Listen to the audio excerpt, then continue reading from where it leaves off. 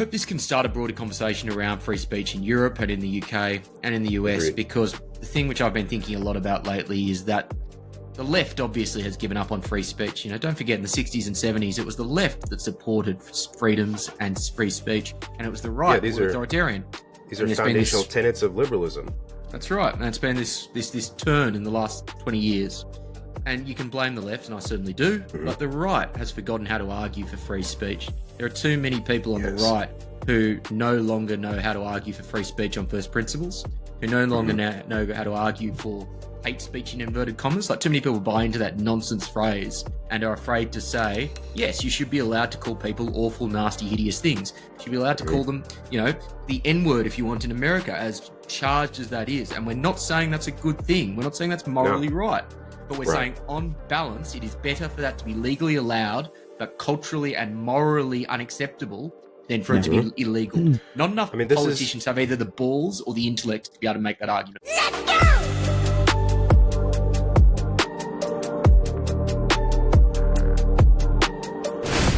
Welcome back in, everybody. I Came with Fire podcast. Today we are here with Will Kingston for Fire at Will podcast. Will, why don't you go ahead and give us a little history on you and why you got started doing this? Hey guys, Will Kingston. I am an Aussie, but I've lived in the last 6-7 years in Sydney, then in New York, and now in London. My background is actually in the corporate world, in management consulting, and around COVID, I had that feeling I think a lot of people had of just this exhaustion with the woke dogma that you are spoon-fed day in, day out in an office, and this incredible tension inside myself that you're not allowed to speak up. And I kind of just hit a fuck it point and went, you know, I'm a bit sick of just not expressing my views, which, you know, I don't think are outrageous. I think they're probably what the silent majority thinks a lot of the time. You know, I would call myself a libertarian. You know, I'm all just for civil liberties and freedoms.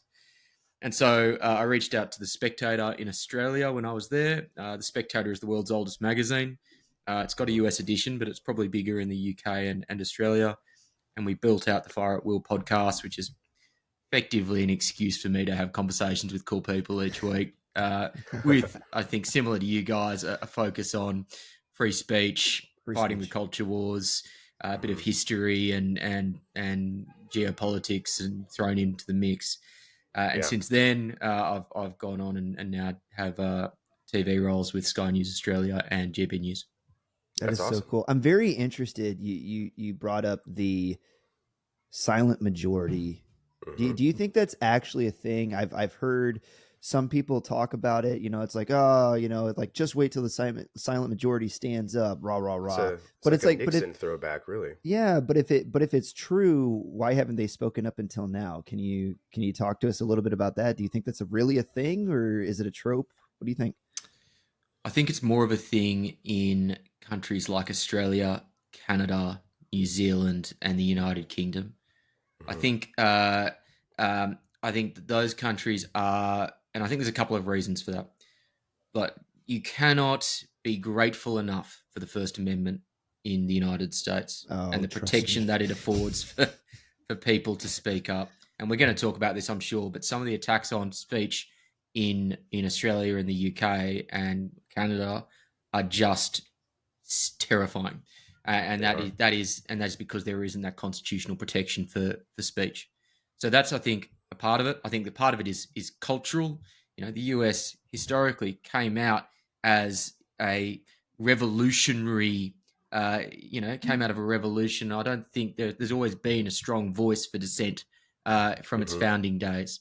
If you look at Canada and Australia, we stuck with the British Commonwealth. There isn't that same voice of dissent. It's not as innate in our culture, which is funny because Australians have this stereotype of being a bit anti-authoritarian.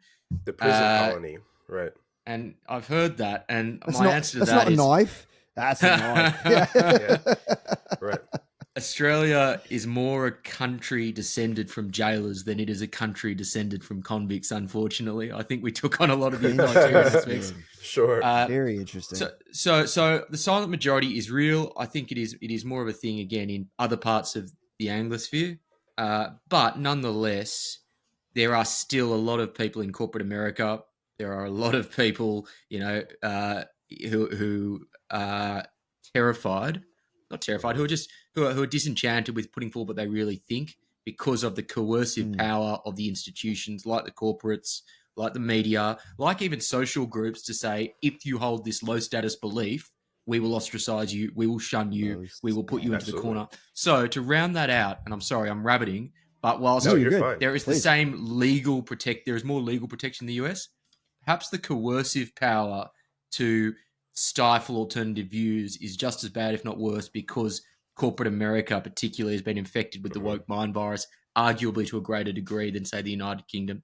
The wokery in the corporates and in there is out of control. So there is that soft form of coercion, which is really bad. Yeah, I think it's getting even worse. And I think the reason why it's so insidious in the United States is because a lot of the corporations in the United States have a much larger global reach than most others too. And I think that it's reaching out into, to use your word, the Anglosphere a lot more, as the corporate greed here gets worse. Big pharma, big tech, all of these things, they have a very strong stranglehold on most of what we see, what we consume. I was just learning yesterday, there's a very popular brand here in the United States called Annie's, and it is, you know Annie's, right? So it's, it labels itself as an organic brand, healthier option, right? And I come to learn that they have a higher amount of microplastics, 5 times more than Chef Boyardee, which I don't think anybody would look at as gourmet. Hannah just sent me a video about that this morning, right? dude. And that's not necessarily a free speech thing, but it's the point I'm making here, that there's no care, it seems, from the overlords here in the United States about what they push down on anybody, whether it's food, whether it's information. It's just, it feels like a modern day feudalism, and I know that I'm not coining any terms here, and we're all familiar with that. But it's we're all fiefs, we're all serfs living on a fief here in the United States. It's starting to feel like, and I know that elsewhere around the world, you guys would probably agree. Yeah, well, what I would say is, and as an outsider in the US, the thing which I really felt was the great strength of the country is also its greatest weakness, in that I love the passion for freedom. But at the same time, I even think the most fervent libertarians in the United States would recognize that the excesses of freedom have also led to some of the country's bigger challenges. Right. You can be a passionate gun rights advocate and still recognize that there are too many gun deaths. You can be a passionate private healthcare enthusiast and still recognize that the healthcare system in the US is buggered. There is the freedoms that the US has, as a libertarian, I love. But the fascinating thing to observe in the country is that for me, the occasional excesses of freedom, which again you have to just weigh up, and it's a cost benefit thing, but that also leads to the troubles. Whereas I think you certainly don't have the same freedom in the US, in the UK, and in Australia. But then there are trade offs everywhere, right? No, I definitely agree. The American medical system is a for profit, and it's very evident. And I do think that private medical system is better than a government ran one. Didn't even just listening to some of our Canadian friends and some people I've talked to, because I think that having a private system sort of drives competition and drives the need to be better than other doctors, so to speak, and provide a better level of care. But the insurance is really what is a problem. I have a good friend. She works in insurance, and I listen to some of the things that she deals with people. It's absolutely incredible just how really screwed over the average citizen who just needs healthcare, who's been paying into insurance for years and never used it, are now being just shackled with lifelong debt and will be paying it off the rest of their life. It's crazy. So I've had personal experience with the US health insurance system. I'm 33, almost 34 now, and I just moved to New York, and I needed to make friends. And the only sport I was ever really any good at growing up was rugby, and there is a New York rugby club, believe it or not. And I went, okay, I haven't played in 7 or 8 years. Nice. And I'm getting old, I'm fat, I'm unfit, but I need to meet people. So I laced up the boots, and you still have that kind of 24-year-old mentality when maybe there was a bit more testosterone and I was Get fitter excited and bigger and more aggressive. And I went in the second game, I took the ball into a hit up, I went into a run, and yet the mind was there, but the body was not. And I've gone in and my ankle has just gone snap in 3 places. I was in hospital for 8 days, 2 surgeries. But the interesting thing is, you then see this warped process where I was getting letters basically hearing the insurance payment for your surgery has been rejected. And the first time I saw this, I went, holy fuck, that's like 50 grand or something that I'm now going to have to pay. And I called up the surgeon in a panic, and they went, oh, no, this is fine. This is all just part of the dance. They have a full-time person in that surgeon's office specifically then just to respond to rejection letters from insurers. Yeah. And then just basically tweak what they said they did for me until eventually you have it approved. And it's just this ping pong battle between health providers and insurers with the patient in the middle. It's very interesting because I was listening to a pod yesterday, and they were presenting the numbers on the U.S. healthcare system, and they were saying, like, it's always one of the fastest growing markets in the United States. It's always on the top of the job list. People are always joining the healthcare system, but they're not becoming healthcare providers, nurses, doctors, CAs, RNs. They're becoming healthcare administrators. The administration side of the business is what is always growing. And so it's like, if you have these people that are just professional bureaucrats, is what they are in the healthcare system, right? They don't provide anything. They don't provide a good or a service for the actual people that need it. And so I found that to be very interesting. It's like, I agree with you. Like the healthcare, you said buggered. I love that word, by the way. Just listening to you is awesome for me. I enjoy your verbology, but I do agree. If you were to fix it, I would ask you this, Will. If you were to fix it, what do you think? What do you think? What do you think? How? Like, how would you? I got it. Because so Donald Trump, right? He wants to get back in office. He's like, hey, I'm going to be a dictator on day one, drill, baby, drill. And we're going to deport all these people. And we're going to, it's like the first 100 days as president trope. Everybody has, the stuff that they say. Right. If you were to fix it, could you give us maybe like 5 things that you think would start paring down the healthcare beast? Will's first 100 days as president. Yeah. Lads, I'm very tempted to do the Kamala Harris thing and then just start waffling for 2 minutes while saying absolutely nothing at all. Right. And to be honest, I think that is as good as I could give you.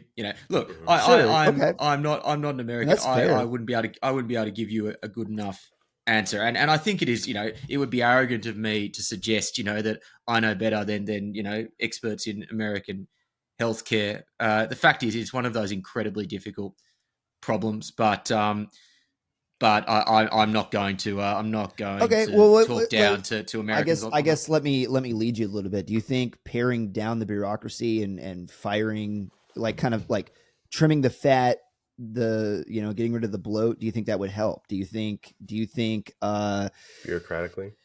Yeah. There's a lot of people that are in there that shouldn't be. I think that you could probably fire hundreds of thousands of employees in the U.S. government tomorrow, and you probably wouldn't notice a difference in its functionality.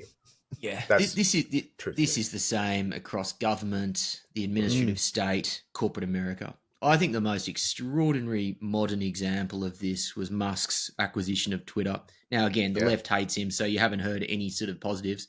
He fired 80% of that workforce, and the platform kept running as well. In fact, actually, their speed of release of new features and functionality has increased with 20 to 80% less staff.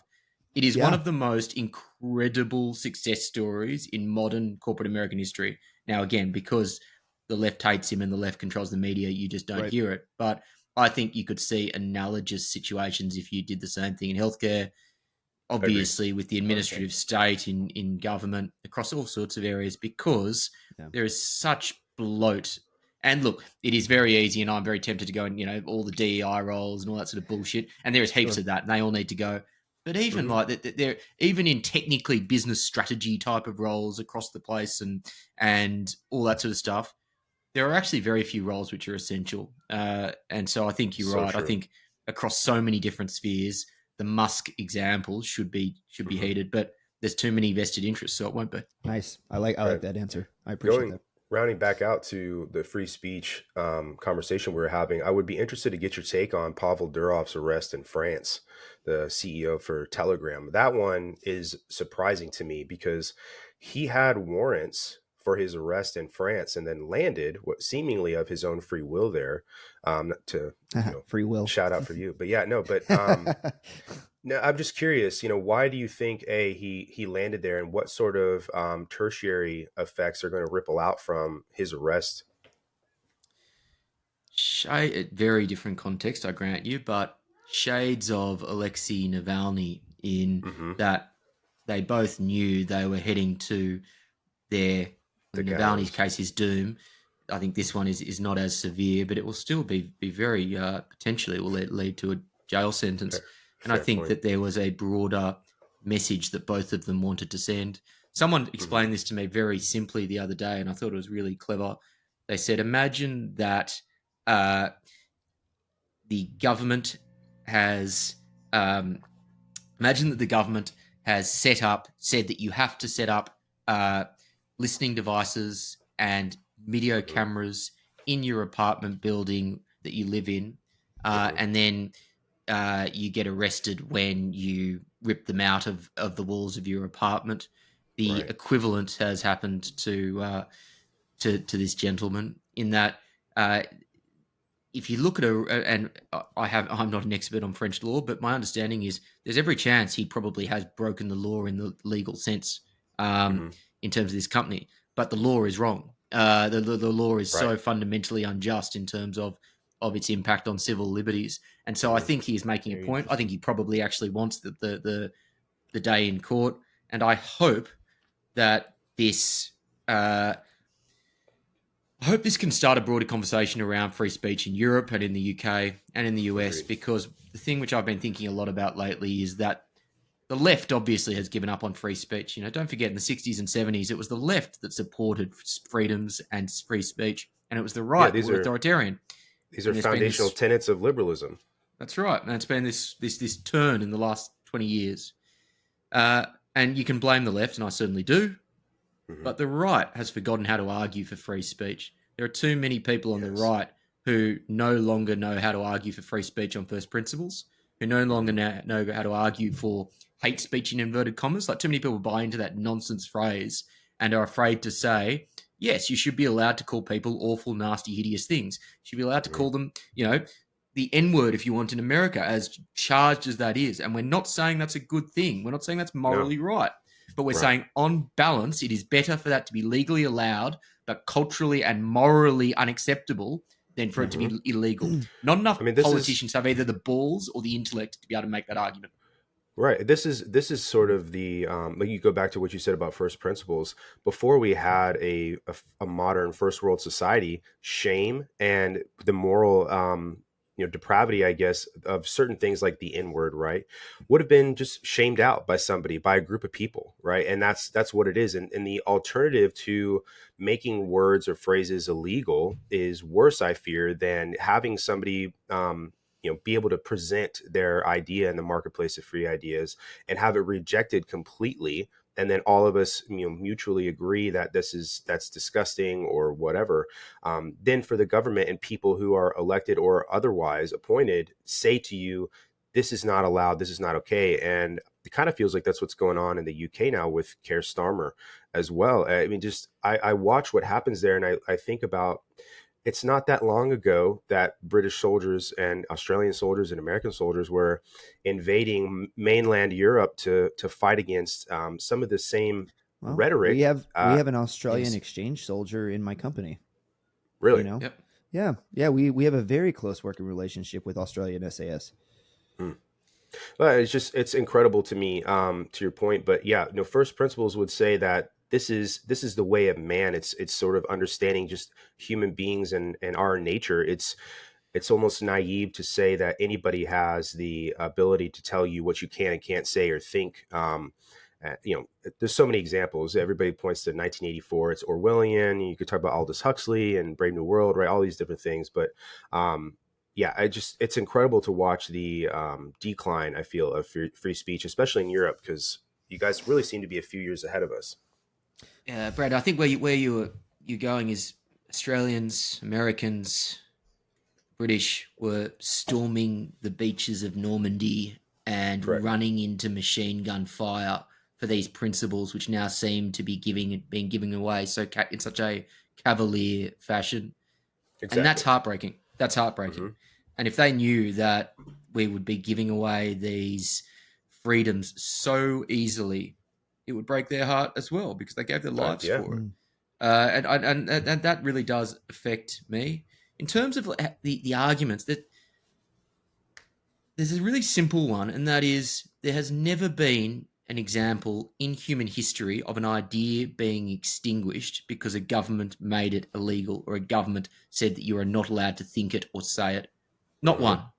You know, the this is just put aside the principled reason why you should be allowed to express your beliefs. It Hmm. practically is a nonsense. There is no example where you can say we're just going to extinguish racism or we're just going to extinguish No. sexism by saying that you're not allowed to say this or do this or do that. In fact, if anything, it gives it a certain cachet. Goebbels was very fond of saying that a lot of the Nazi magazines before they gained absolute power were some of the most censored publications in Germany because Hmm. he recognized that being censored gave it a sort of cool and a cachet.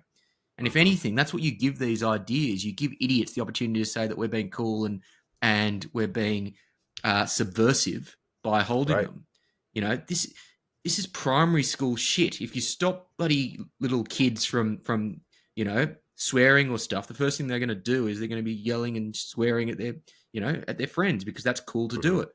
Basic human nature doesn't change. This is just No. above and beyond being a principled nonsense. It is practically ineffective. Yeah, no. So this is a big problem in the West. You have to risk being offended and hearing things that you don't like in order for those ideas to be smacked down, like you were talking about. And it's just like anything in history, right? Whether if you raise the price of goods on something, it is going to create a parallel economy for it, and you're going to have a black market price for certain things. And the same goes with speech, right? And to your point, it's cool, it's censored. Hey, we have something to point at now, and people who maybe are saying, well, free speech should be a thing, and if they're suppressing this, why don't they want me to know what's being said over here? And it almost invites the inquisitive mind to go and investigate. And that's good because it's still the opportunity to look at it and say, well, this is horseshit and I don't want anything to do with this Nazi propaganda or whatever. But at the same time, you get the casual observer who isn't going to take the time to actually look into what's being said and is going to latch on to the vibe, to use a modern word, right, of the suppressed, the cool. These things are being suppressed. They them, that proverbial word, don't want us to know, and that's really all they care about, is being sort of anti-authoritarian. And then you've created this base really of the casual observer who really doesn't know what's going on, and then the actual dyed-in-the-wool believers. But if you would have just not shrouded all of it in darkness to begin with, and then made it bad, so to speak, to look at it, it would have had the opportunity to see in the light of day, and the majority of people the opportunity to look at it under a microscope and cast it aside. The thing is, there have been people who are making that argument, Brandon, that you've just made, probably in very, very similar words for 2,500 years. These are not new debates that we're having, Right. but it just seems like there's this amnesia in our society, that despite the fact that over a 2,500 year period, we've recognized that the best way to organize a society is by giving people certain freedoms, more or less up until the extent that it doesn't hurt other people, is the basic rule of thumb.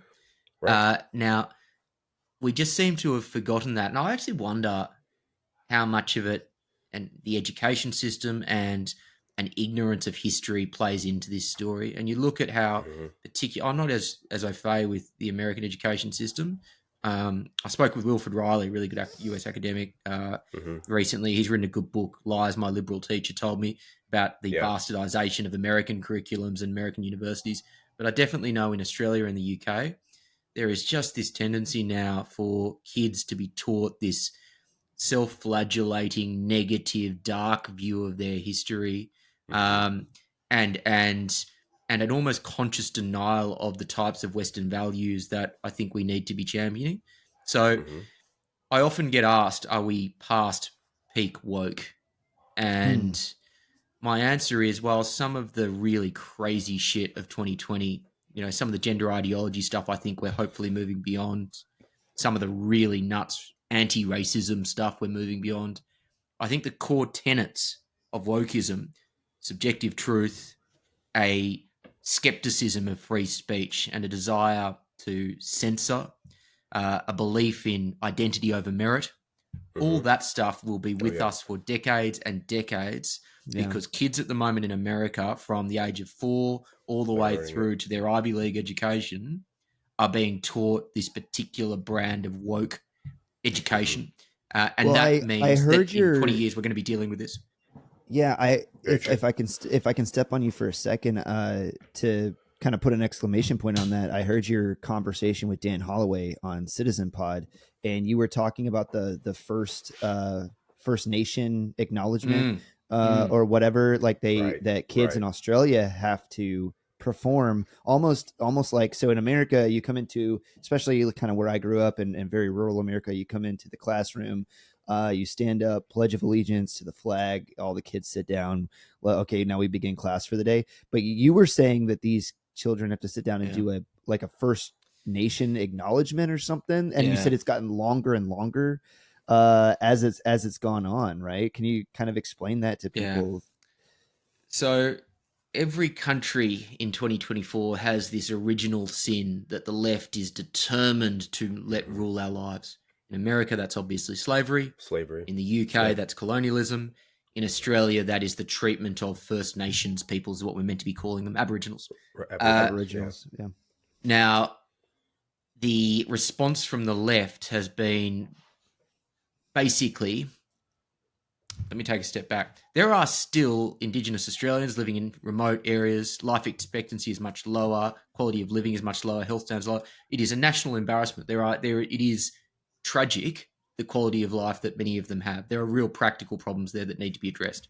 But the response from the left, as it always is mindless symbolism as opposed to rolling up their sleeves and actually getting shit done. So what they've done in this instance are things like welcome to country rituals and acknowledgements of country. So what does that mean? It means before every sporting event, so the equivalent of every NFL game or every hockey game, you have an Indigenous Australian, and between us, and I guess every single person who is listening, it is normally a white guy who has about 1/16 indigeneity in their ancestry, who gets up and puts the face paint on and does a welcome to my an Australian tribe's land. Exactly right. And they started as just a, thank you for coming, yada yada. And now they go longer than the first half sometimes. It's outrageous. Maybe not quite that long, but they just go on and on. And it is such a self-indulgent trope. And that is now playing out in schools. So there are now primary schools in Australia where every morning the kids have to go in and they have to basically acknowledge that they are on stolen land, is the term, and they have to acknowledge their ancestry. And I just think, and sometimes as well, they actually have to repeat. Up until this point, it has been you just listen to someone saying this to you, which is bad enough. And now a lot of the time, the kids are being forced to basically repeat it and play into this whole ritual, which I think is disgusting. Wow. That almost sounds religious in its, like, you will say the thing, you will repent of the sins. It has a very like corporate religious feel to it when you say it like that. There is when you describe it that way. There's a woke orthodoxy for sure. Yeah. Let's go here, Brandon. Exactly right. This is one of my favorite topics. there has been a decline in religiosity in every Western country. America, the decline is slower, admittedly, but the decline has been very rapid in the UK, in Australia, in Canada, in New Zealand. There is now, I think they're all now easily majority either agnostic or atheist countries. Certainly the case in Australia. And you know, you can have your beliefs on religion one way or the other. I don't really care. I personally am an atheist. But what has been clear, I think, is the decline in religiosity has seen a correlating rise in woke ideology. And it is because everyone needs something to believe in. Now, exactly. I was one of those nerdy teen kids that bought into Hitchens and Dawkins, and I loved all that new atheism stuff.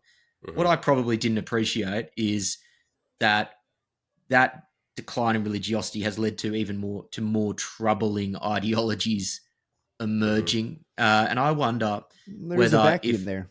There's a vacuum. I wonder when Dawkins and Hitchens were doing that stuff, I don't think they would have changed their views, and I don't think they should have. But I don't think they fully appreciated the unintended consequences of the new atheism movement of the early 2000s. And I wonder whether we would be dealing with all this identity politics bullshit if we hadn't seen that movement. I don't think we would to the same extent.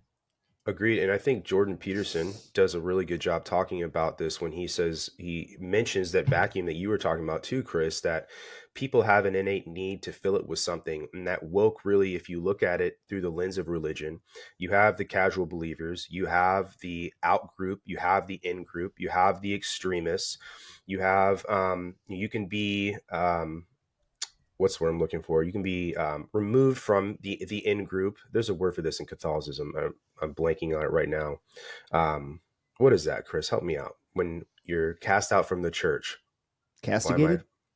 Nope. Excised? We'll just use the word exile because I'm floundering over here. Exiled? But you can be exiled from the excommunicated? belief, the core excommunicated. Thank you, Will. Yes, yeah. You can be excommunicated. The non-believer comes to the rescue. Right. Thank you. Yes. The irony here, I love it. Right. But no, you can be excommunicated from the in-group, and that's sort of the problem with woke in general, is that they seem to have forgotten that eventually it will come for you too, and it will come for your belief system. That there's no bastion of safety or solace that is completely and totally free from the consequences of traveling down this path. Eventually, it's the old poem that Chris and I reference so often, Father Niemöller's. First they came for the communists, then right. Yeah. So, but that's what it is. Yeah. Socialists. Yeah. Yeah. Can I share a little story on this? I spoke to a really awesome British podcaster and YouTuber called Andrew Gold recently. He's got a podcast called Heretics. Just a super fascinating, interesting, cool guy. Recommend anyone listens to it. He lived in Argentina for a period of time, and he does kind of kooky, eccentric documentaries on weird subgroups. And he was looking at exorcisms in Argentina, where exorcisms still take place in 2024. And he was observing exorcisms. And his light bulb moment looking at this stuff was basically saying that modern gender ideology is almost exactly the same in terms of the thinking that underlies it as as exorcism. Gender ideology and exorcisms basically share the same traits. So he basically said there would be someone, a young teenager, generally a girl, who would say, I do not feel comfortable in my body. I feel like there is something inside me. There is something different. Now, in this instance, you have a priest there, and the priest says, it must be a demon. And through affirmation with parents, oh, well, it must be a demon because you're in a position of authority. And therefore, the demon gets exorcised and you change it. And he basically said the exact same thing is going on with doctors who are in a position of authority. And when a teenager who is not feeling comfortable in their own body comes out and says, I don't know what is wrong with me. I feel that that I'm not who I should be. The doctor, instead of saying you've got a demon inside you, says, well, you are not in the right body. You are a boy or you are a girl. And then in that instance, the response is not an exorcism. The response is, gender affirming care or whatever it is. And it even comes back to the religious aspect in that you are basically saying this nonsense that you have a gendered soul. There is this religious aspect that, even though there's no true or no evidence that this stuff really is a thing, we are saying there's almost this spiritual element. Your gendered soul is not what it should be, and we need to change it. This is the modern day exorcism. It's extraordinary. That is very interesting that you say that. On the opposite side of the coin from you, I'm a very Christian guy, and one of the things that the Bible espouses is that there's principalities and powers in places in the high world that are, kind of regionally aligned, as it were, that have places of the world that they kind of control from a spiritual aspect. And if you look at where a lot of this gender ideology is kind of allowed to take place and to manifest and to grow, especially like inside of the United States, it's like you can almost localize it to borders, right? You can look in California, you can look in New York. And I've always found that to be very interesting, because we were kind of talking about it last night, Brandon, where it's like, somebody brought up the fact, it's like, how does this actress have three transgender children? How does that work? How can you almost localize transgenderism inside of the United States to a border, right? Like, why is it allowed to propagate so much? And I find that to be a very fascinating argument. Like, I have my evidence for it from a Christian standpoint, but I would be interested on your take on it, Will, from the atheistic perspective. Do you think it's just regional, and like, does it go to the law, or? No, it's well, look, it's either a very strange, as yet undiscovered virus that sits somewhere in the Hollywood Hills, and has not managed to escape, kind of the Hollywood Hills. So wild, yeah. Or it's social contagion. It's the teenagers and those see other kids doing it, and they go, oh. And social media plays a role, but there aren't many kids in Boise, Idaho, that are basically doing this stuff. There aren't. It is entirely social contagion. It is entirely seeing and then saying, getting the idea in your head.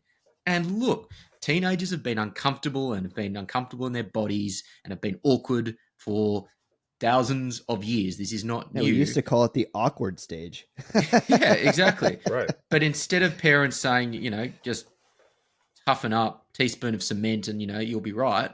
Now we say, oh well, maybe you aren't the right gender for your body or whatever. Yeah. And I think Chop a lot of adults, off. That's what you need. Dude. Exactly right. A lot of adults have a heck of a lot to answer for. I think it's one of the great tragedies of modern times. And interestingly, the US is actually, whereas I think Europe and the UK are behind in a lot of these culture wars now. The US is behind on gender ideology. The UK is now, I think, starting to call out this madness. The US isn't quite there yet. That's very interesting. Do you think it goes back to, you were talking earlier about the idea of kind of liberal people, the desire to throw myself kind of on the altar is what you were calling it. Do you think it's like they so want to be accepted that they're willing to sacrifice their children to this? Because it's like, when it comes down to it, you were talking about the parent first, right? You say parents are going to have things that they're going to have to answer for. And it's like, if they have a kid that comes to them, instead of being a responsible adult, right, they go, oh, well, now it's now it's my time that I can get my woke duppins, right? Or whatever you want to call it. I don't understand it, but it's almost as if they're willing to sacrifice their children so that way they can go online and be like, hey, look at me, I'm a cool parent. Like, I have a trans kid. No, I don't. Not. Okay. If that is the case, then that is beyond evil. That is so incredibly fucking evil that I couldn't even get my head around it. Yeah. I think they are genuinely sincere that they are doing the right thing for their kids. But unfortunately, what they think is the right thing is and I think it's been affirmed by other people around them, and too many people in the medical community and the media and many politicians have said, if you care for your kid, you will listen to them. So I think they're being sincere, most of them. But you're right. I also think there is an element of status that plays into this.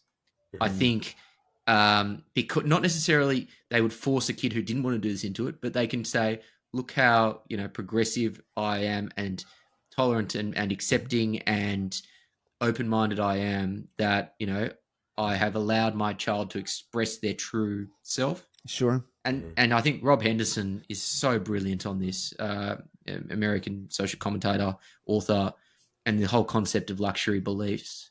And luxury beliefs, right? This is so central to the woke story, in that in the 1980s, if you're a bloke and you wanted to demonstrate your status over another middle class white bloke, you'd get a Ferrari, you'd get the big house, you'd get the blonde with big boobs, and that was how you demonstrated status.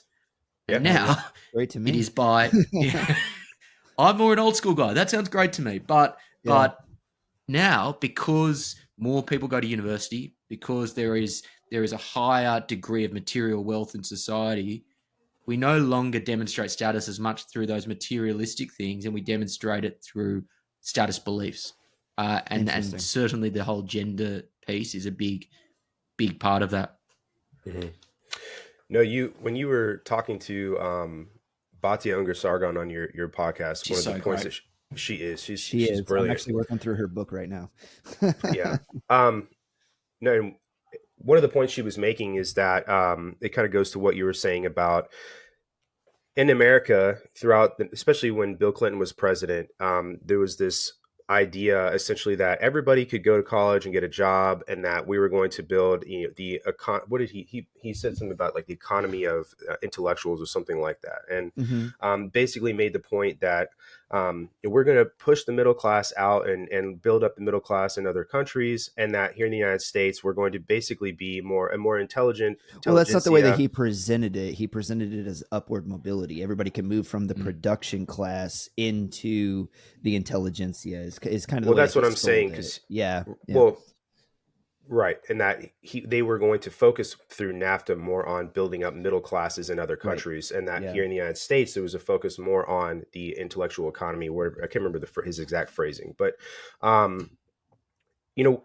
think my parents' generation would say that America's biggest exports were innovation and intelligence and just all of these things. And now when I go around the world, and like when I was deployed to Kenya, talking to some of the Kenyans who were an Anglophile for a long time, they even drive on the other side of the road from Americans.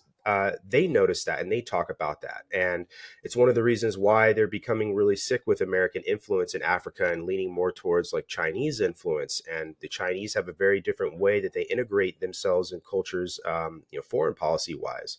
My question to you is why do you think that the United States prefers this brand almost, it seems like, and doesn't understand that our export from the outside looking in really is just stupid ideology and not actually things that foster sort of a global leadership that people actually look for? It's a really good question. So I would say, actually, first, can I get one more beer?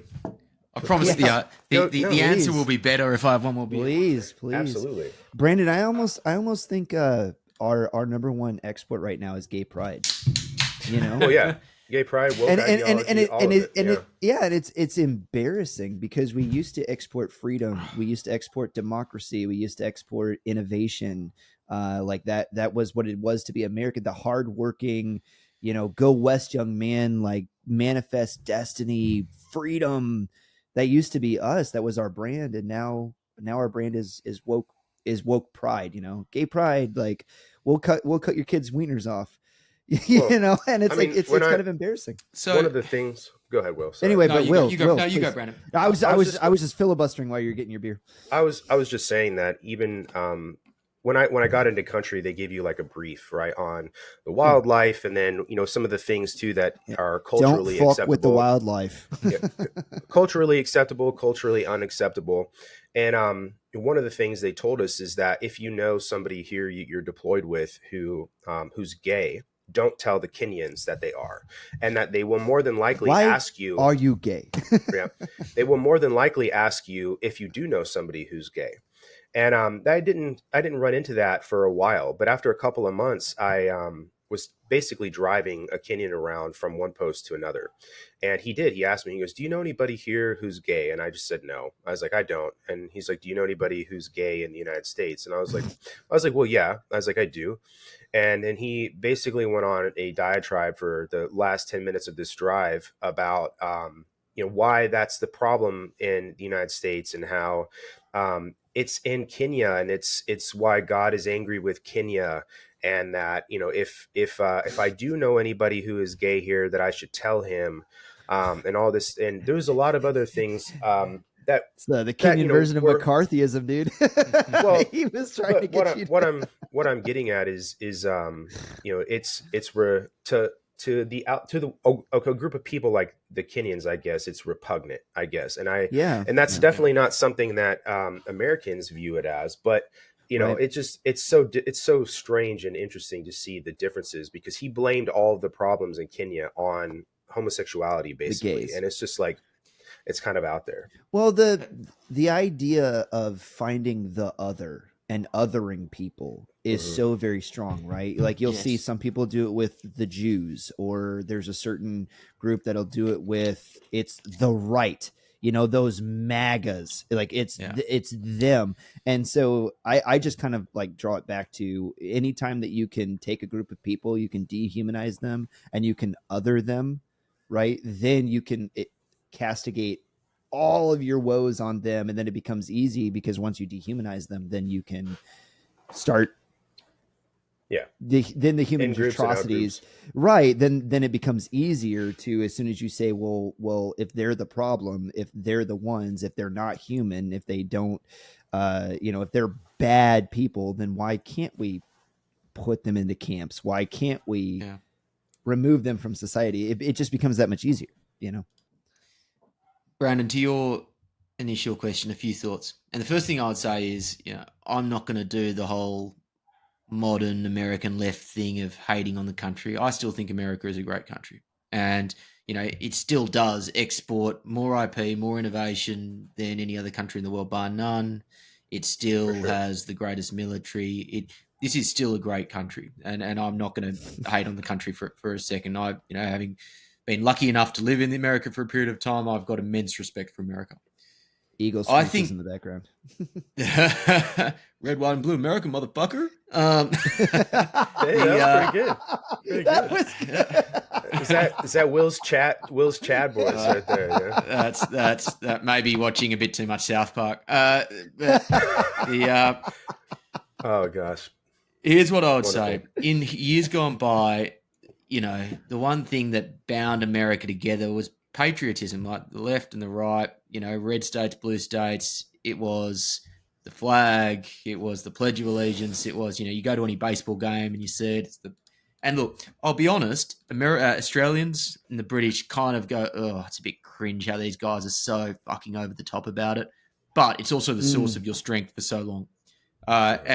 And patriotism is a wonderful thing. And it means that you can all bind, you at least have something to bind together, even if there are base political beliefs that you disagree with. Right. And that's been, I think, lost in America. And you can see this play out in surveys. I can't remember the Pew, maybe. It's one of those surveys that says, how proud are you to be an American? And that number has fallen off a cliff in a very short period of time. It's gone from like 80 or 90% in the 90s. And I'm not going to give you a number, but it's gone down to maybe and teens it peaked, or 20s. Right? We talk about September 12th, 2001. It peaked and it went way high. Yeah. And if you look at like teenagers and people in their 20s, it's like shockingly low.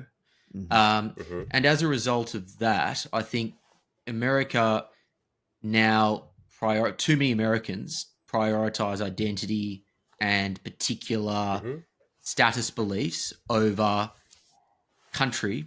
And I think that then plays out in how it's exported to places like Kenya, because it's more important for many Americans to export, particular views around sexuality, like the gay flags, pride flags and stuff like that, than it is for America to support the growth of, places like Kenya and to be that shining city on the hill, Reagan's shining city on the hill, because they don't believe that America is the shining city on the hill. Atheist.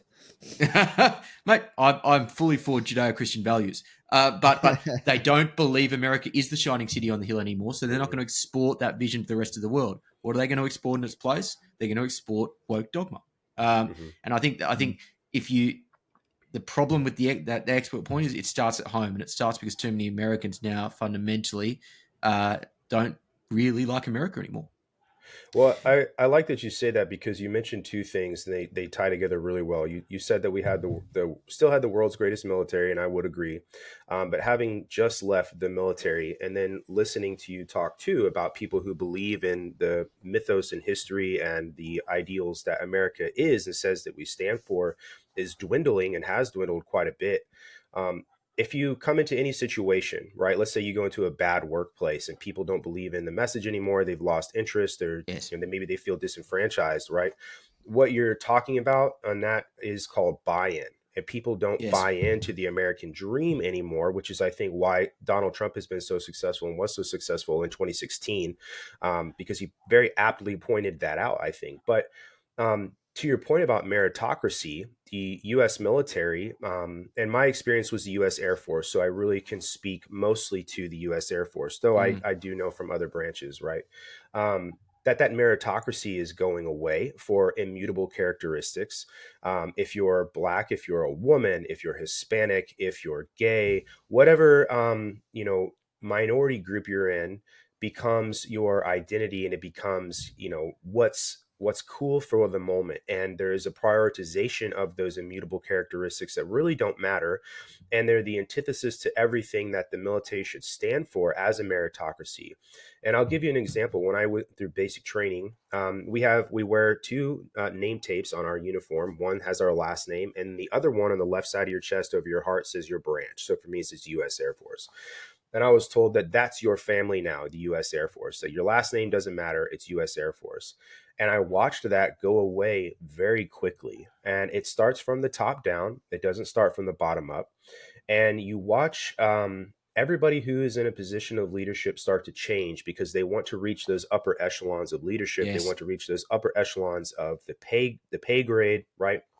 And that's how you start to rot and engender all of these things that have nothing to do with the focus of a military, like lethality and efficiency. And rather, now you're focusing on things that are individuality, and they're not the best for the group, which is what the military should be, right? It is a tenet of the military to be able to be a cohesive unit.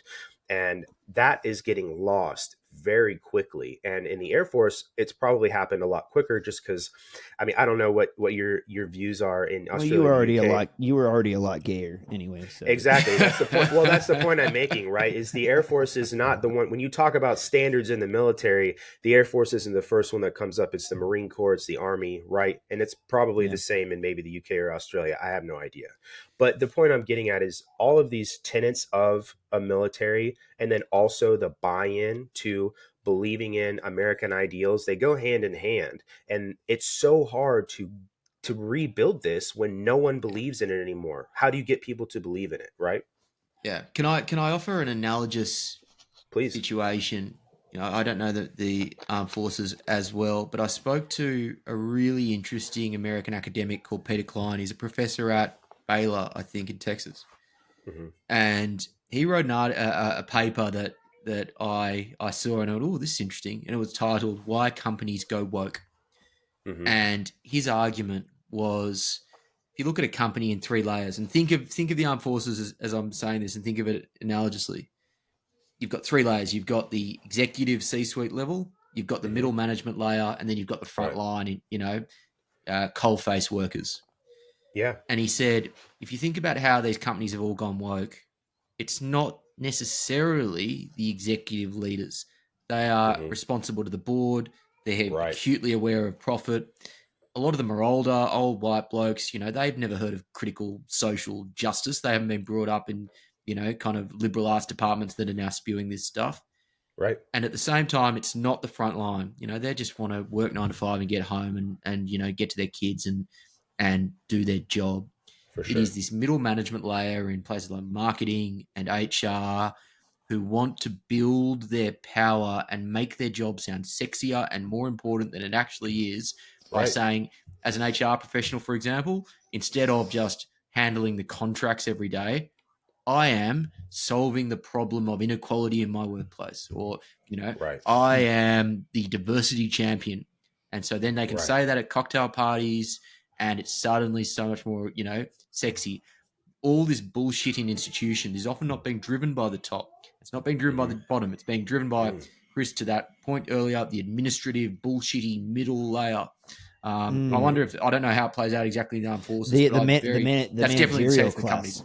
The managerial class, yeah. Well, I was listening to because we're getting ready to have a conversation with Batia, and I'm very excited for it. So I've been working through her book, but she was talking about how the elites are driving exactly this push that you're talking about. And one of the things that she brought up was that there's a vested interest in choosing battles that can never be won, right? Whether it's the war on racism, it's the war on poverty, it's the war on drugs, it's the war on abortion. They specifically choose fights that they know can never be won, but that way money can always be thrown into the machine, because it's like, well, we haven't solved the war on enter X, right? We haven't solved the war on this yet. Okay, I'd phrase it differently. It's the wars that can never be lost, right? Because that too. If you're working in a business and your job is to increase revenue by 10%, that's bloody hard. If your job is to improve diversity and equity, that's relatively easy. Hitting a revenue target is hard, and you can lose that very easily. You can't lose if your job is just the warm and floppy. My job is to champion equity. That is such a good point. I love that you when just you were like talking professiontal useless people. No, professional useless people. Yeah. 100%. When you were talking about the middle group, that is so true. To go back to your question about the armed forces, you said you don't know how it is. There is something we do every year, and the Air Force and the Army does the same thing. It's our enlisted performance report, and it's just basically what you did through the year.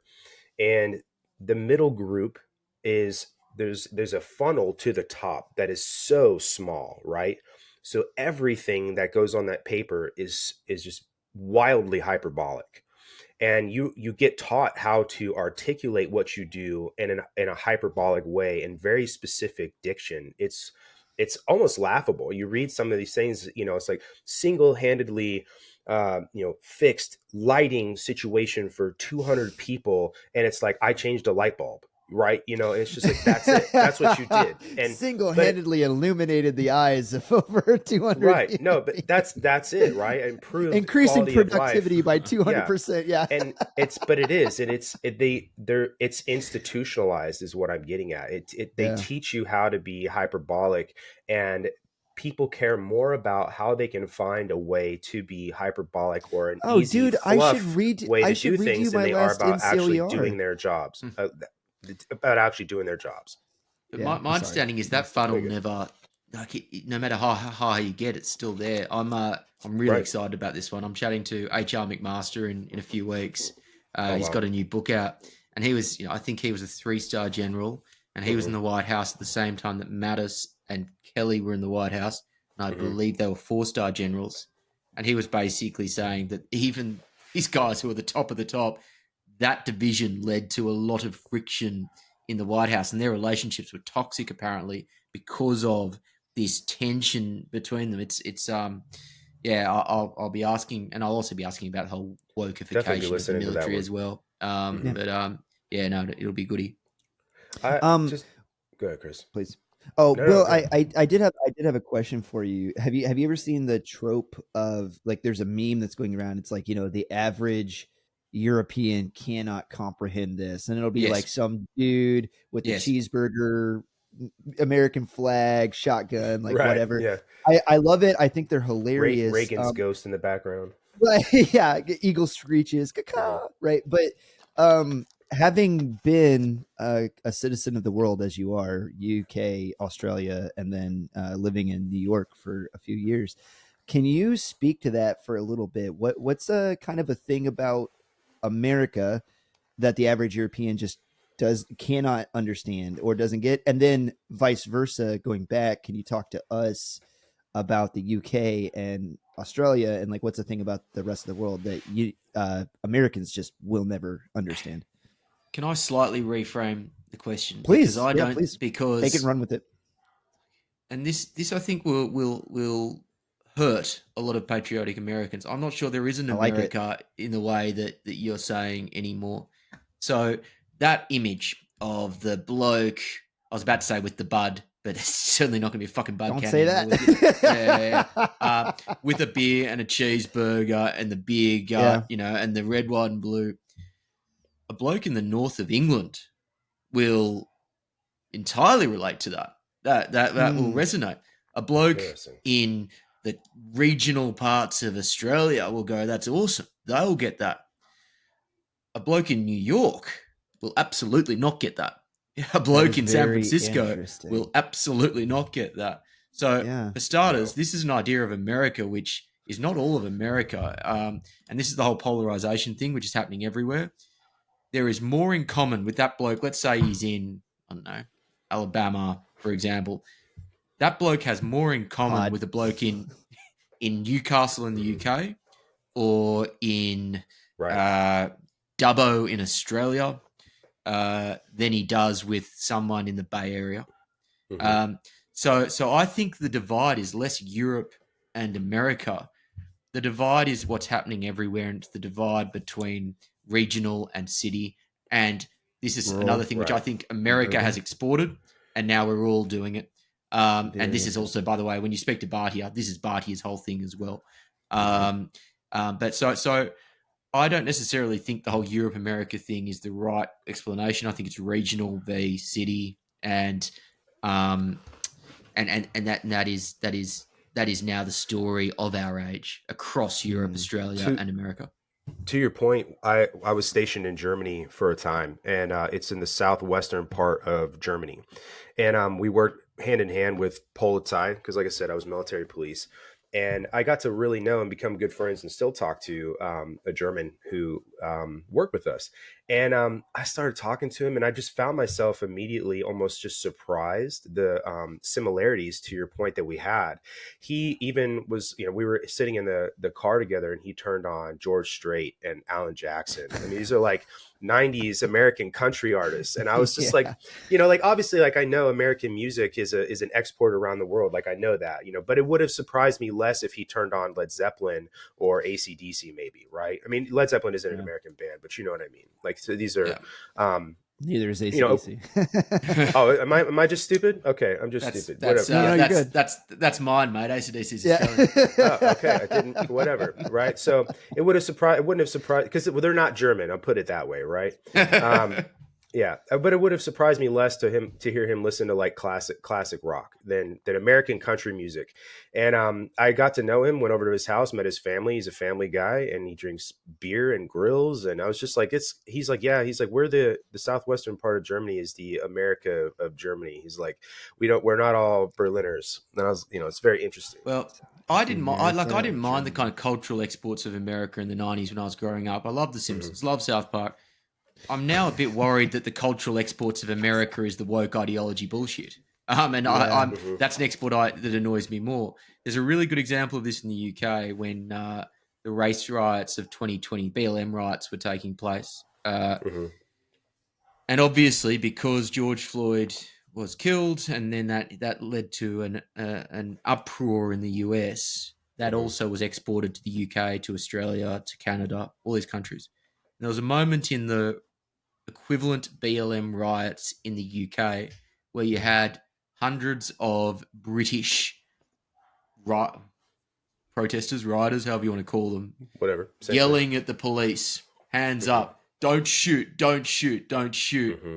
And they forgot that the majority of police officers in the UK don't carry guns. Don't have guns. It's like, this is entirely an export from the US, and they're just basically, it's a cosplay bullshit thing that they've said the US is doing this, and so now we're doing it. And it goes to show, I think the lesson is, the US has such incredible power culturally, for good or ill. And I think in the 90s, in the 80s under Reagan, in the 90s, in the early 2000s, I think that was a really positive influence on the world, and I think it's now a bit more mixed. But they're going to need to think about this, and I'll round it up by saying, because America will remain the global superpower for the rest of this century. And a lot of people disagree with me on this, but China's done. The demographics of China are cooked. they won't potentially last the decade, in my opinion, before some sort of cataclysmic event. They're not a serious competitor. If you look around the traps, Europe isn't a serious competitor to the US. Mexico and all those countries are growing, but they're not going to compete. The US in 2100 will still be the most powerful country in the world. And so I really hope that they can come back. But I hope then that they can export those values for good, as opposed to some of the shit that is coming out of the country at the moment. I do find that perspective to be really interesting, because that isn't the predominant perspective you hear on the news. It's always, and we talk about it too, it's the competition between the US and China.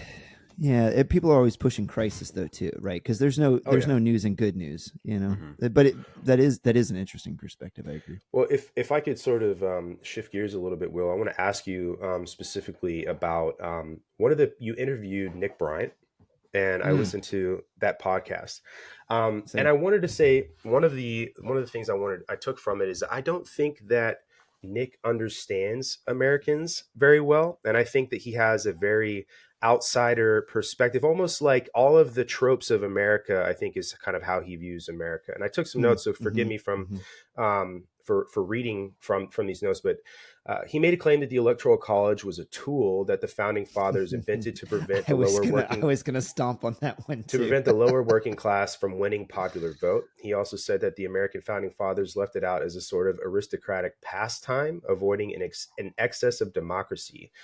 So what I said here is essentially, I think that he lacks some understanding of where the founding fathers sourced a lot of these beliefs, because that view on Greek democracy and mob rule comes from Locke, right? And Locke writes about it in his second treatise on Athenian democracy.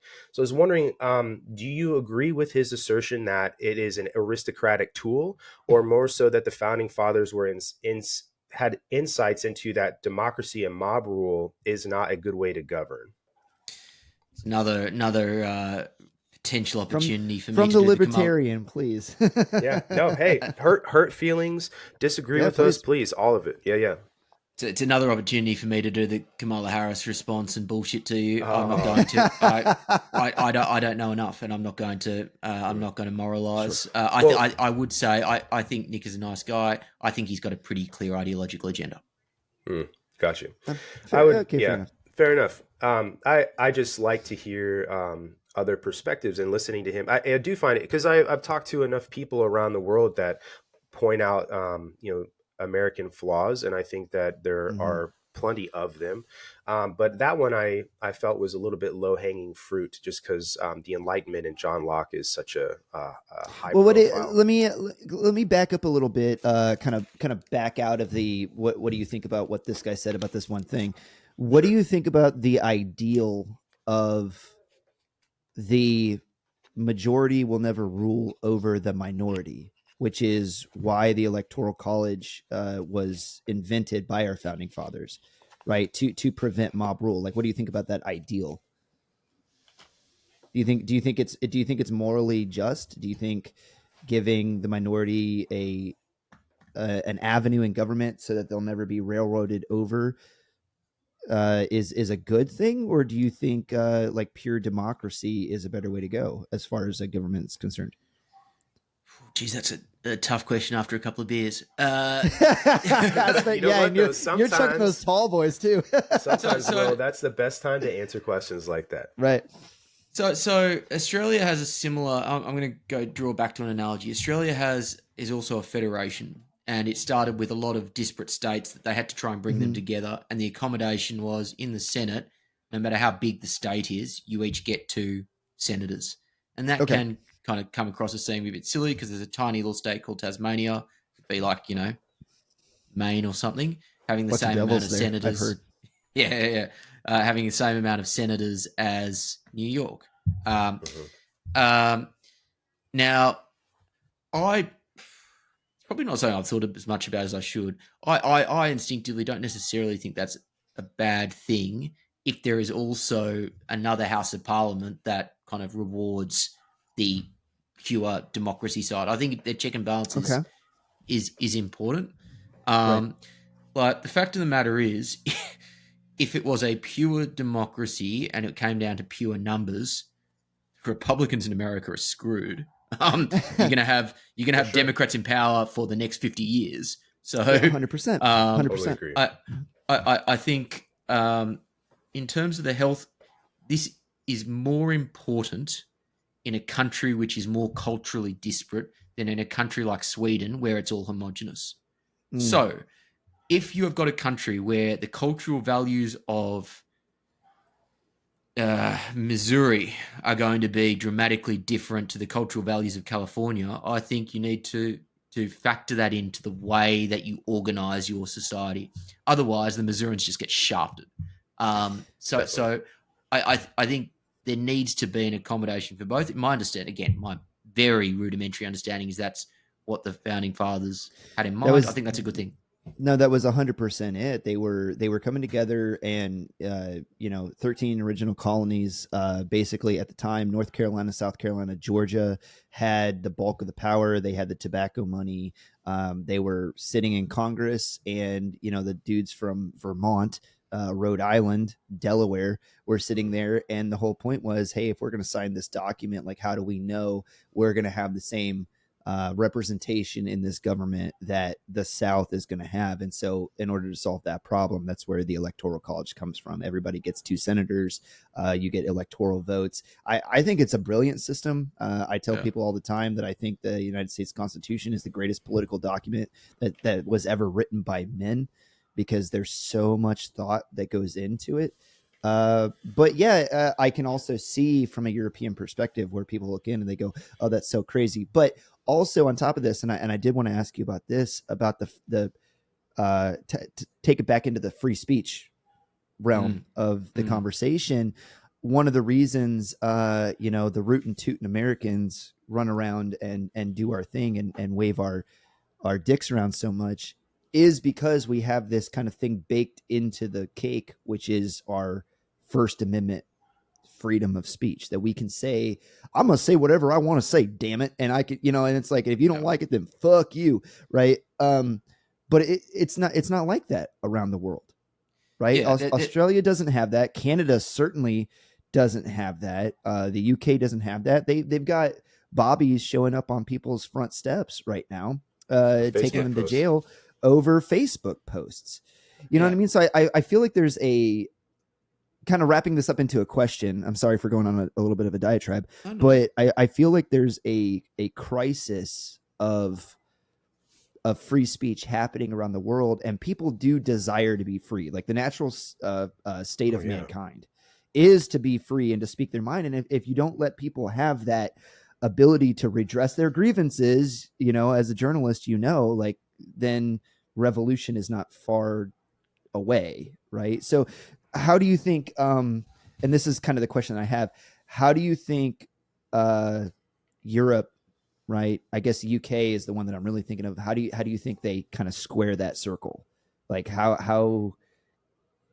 what do you think the next steps are?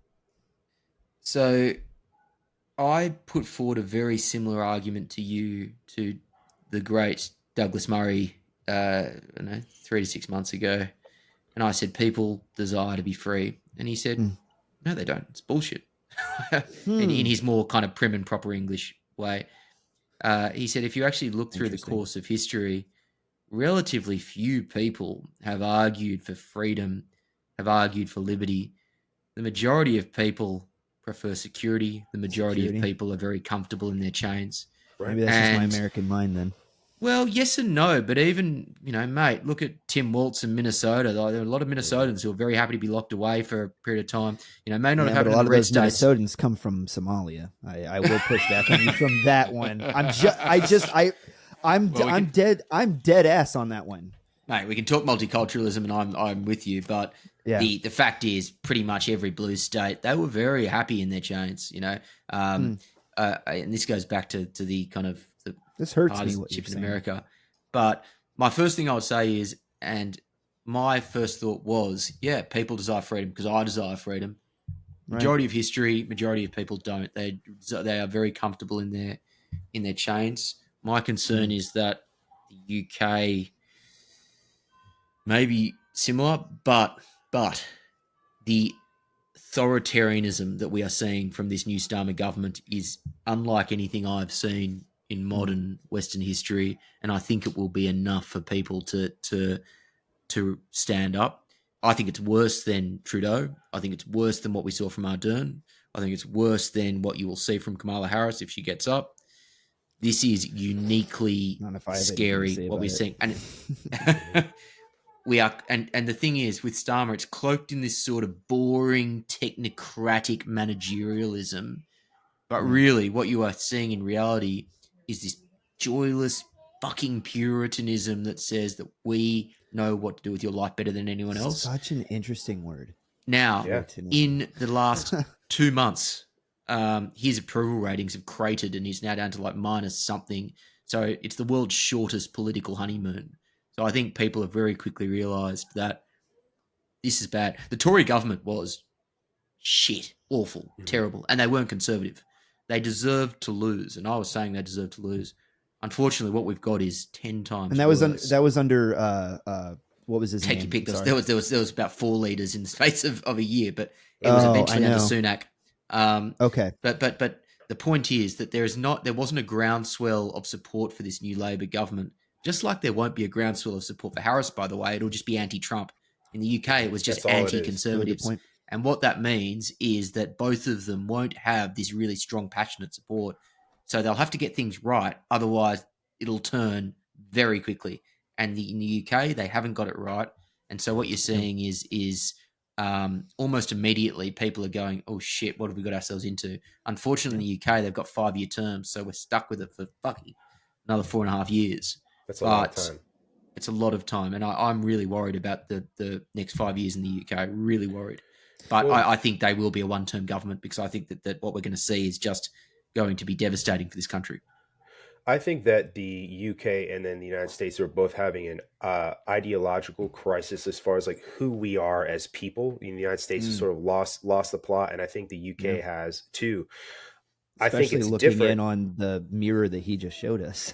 I was like, that actually kind of hurt my soul. Right. You know, who we are, right? Our identity crisis that the Americans are having in the UK are having, I think, is a different identity crisis. Why do you think, what do you think, like with the UK specifically, that identity crisis, in America, I think it's more a loss of American ideals. And I think that some of the bastions we have in the Constitution sort of save that, but there's not a preserving factor in the UK. Like, how does the UK correct that without having something like a constitution? It's a really good question, and there's not an easy answer, unfortunately. If you look at the history of the UK over the last decade, there have been 3 great populist revolts in the Trump mold. You had UKIP, which was the original Nigel Farage party and its success. You then obviously had Brexit. And then you had Boris Johnson winning in 2019 in a landslide in what he called the Red Wall victory. And that was, and red in the UK is actually Labour, is the left-wing side. But basically what it meant was, imagine a Republican going into New York or California and winning in traditionally democratic areas. Johnson won in traditionally working class parts of the UK that had never voted for the Tories before. He had a golden opportunity to put another 10 years on the clock, and he stuffed it. But the point I'm making is there have been clear indications from the electorate that they are sick of unchecked mass migration.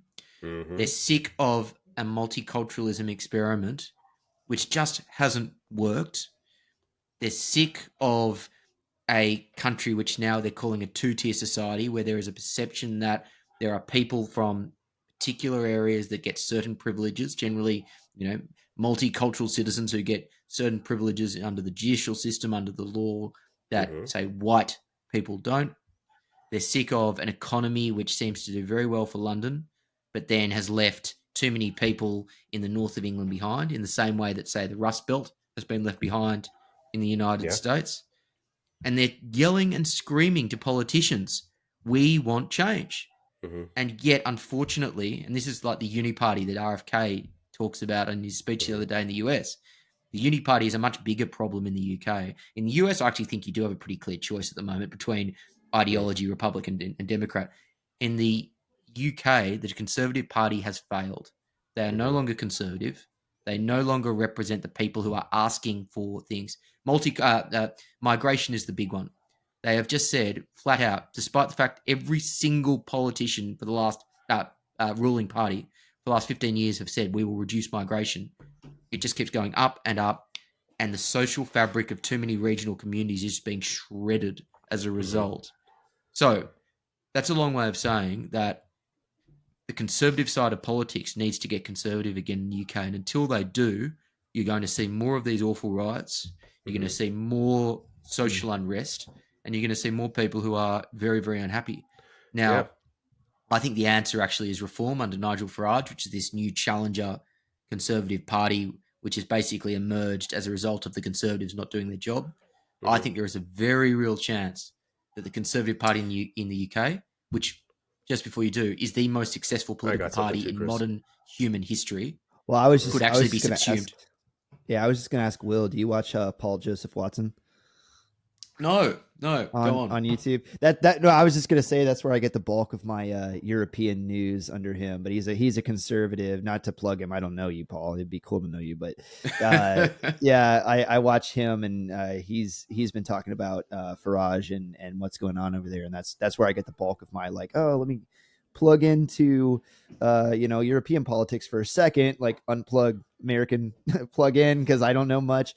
But I just find it to be interesting, and the only reason I bring him up is it would seem that if you're on the right wing of politics, wherever you are, I'll use the term conservative in politics, you will have a better understanding of what's going on the left wing side of the aisle versus almost every left winger I've ever had interactions with or talked to knows almost nothing about what right wingers think. And I find that to be an almost universally true fact. And I was going to ask you about it, Will, and that's the reason I kind of brought up his channel, because it's like when I look into European politics, it's through a right wing lens, but I'm still getting left wing, this is what's going on the other side though, because they talk about it. Why do you think that exists in journalism? Am I crazy for noticing that, or how does that happen, or why, I guess? So the old model, the Walter Cronkite style of journalist playing it down the middle, is dead. And I think there's a couple of reasons for it. I think number one, because being an objective, straight down the line, news reporter is not a sexy job, and it doesn't pay well. And it's probably more sexy to say I am an activist. I have a particular belief, and I'm supporting this particular social justice cause or whatever. And so I think journalists have completely lost any respect. But I might get another in a second.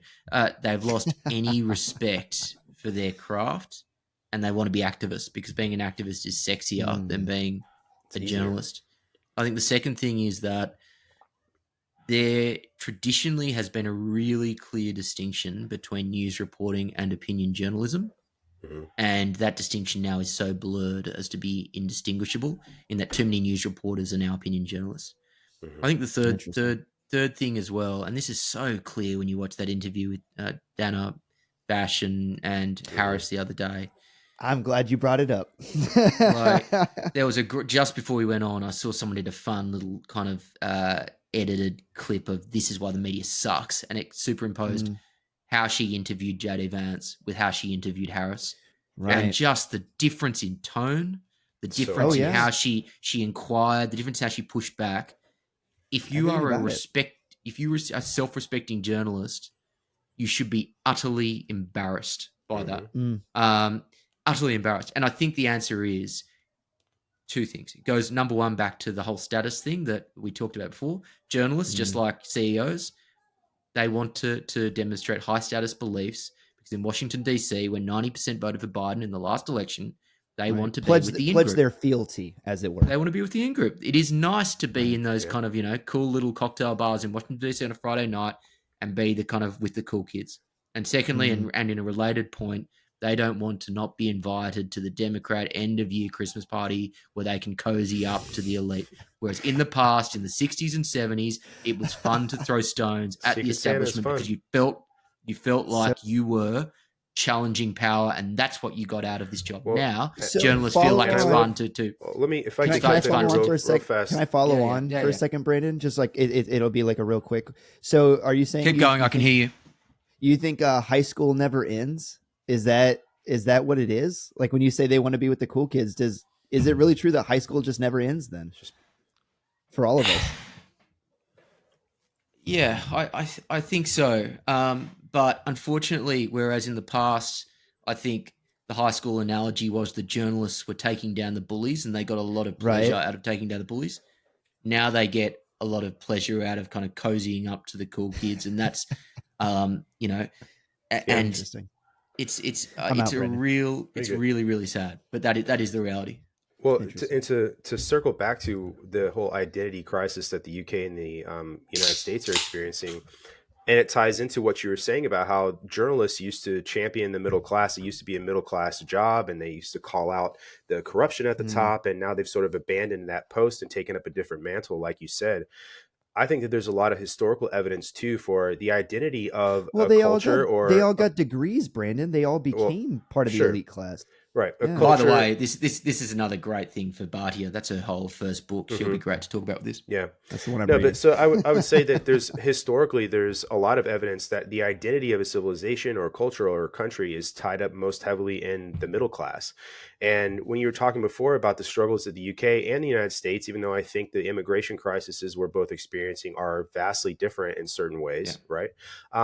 That this is where the loss of identity comes from. And you can even point at like the Roman Empire, for example, when they brought in a large slave class, it eradicated the Roman middle class because it got rid of all of these jobs that the Roman middle class would have done. And now you saw the erosion of what it meant to be a Roman citizen, just as much as you're seeing the erosion of what it means to be a British citizen or an American citizen now.